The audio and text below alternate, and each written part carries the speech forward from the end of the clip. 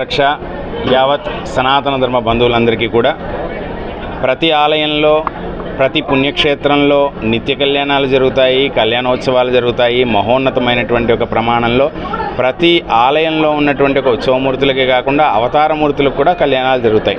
కానీ ఈ సృష్టి మొత్తం లోపల సనాతన ధర్మంలో ఉన్న వైదిక నిష్ఠతో ఉన్నటువంటి వాళ్ళందరూ కాకుండా 33 కోట్ల మంది దేవతలు కూడా ఒకే ఒక్క రోజు కోసం ఎదురు చూస్తారు. అది చైత్ర శుద్ధ నవమి, అంటే సాక్షాత్తుగా శ్రీరామ నవమి.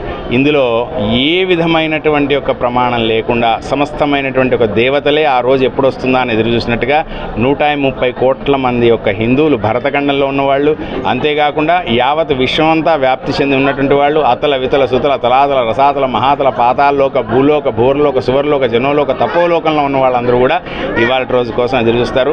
అటువంటి రోజు చక్కగా మన మాసప్ ట్యాంక్ శ్రీరామ్ నగర్ కాలనీ రామాలయంలో రాముల వారి యొక్క కళ్యాణోత్సవం చాలా వైభవోపేతంగా జరిగింది.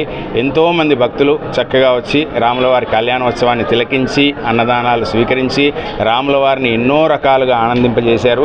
అంతేకాకుండా శోభాయాత్రలో పాల్గొంటున్నారు. రాముల వారి యొక్క అనుగ్రహం సదా సర్వకాలాలు మనందరి మీద ఉంటుంది.